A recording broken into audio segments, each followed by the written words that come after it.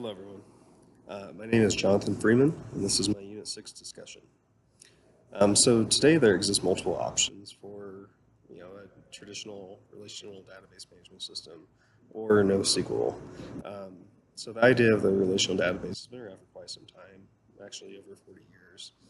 And this really shows in the areas of analytics. Traditional relational data has long had the tooling and the support needed to allow for major gains in the areas of analytics and AI. NoSQL, however, is still in its infancy in terms of analytics and AI capabilities, so keep that in mind.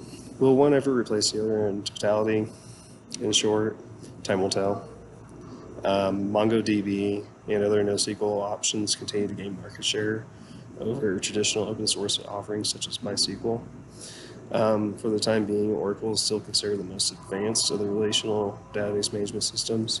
However, Oracle's pricing model is such that if a particular organization wanted to completely drop use of Oracle, they would still be obligated to the original terms of the contract. So that's actually it's working in their favor and keeping a lot of customers still working with Oracle for their support.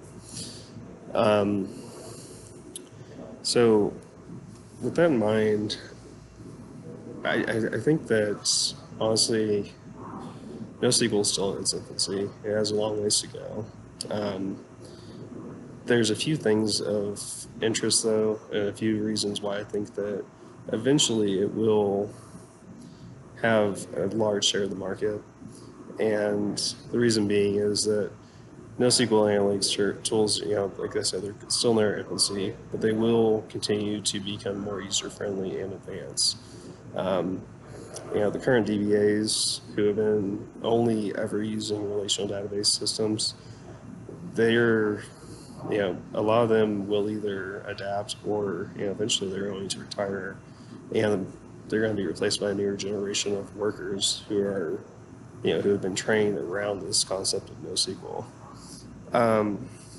Additionally, the capabilities of NoSQL will reach and surpass that of the traditional relational DB with time, just due to the many uses of this, such as, it works with all types of unorganized data, which, that's kind of the big difference here.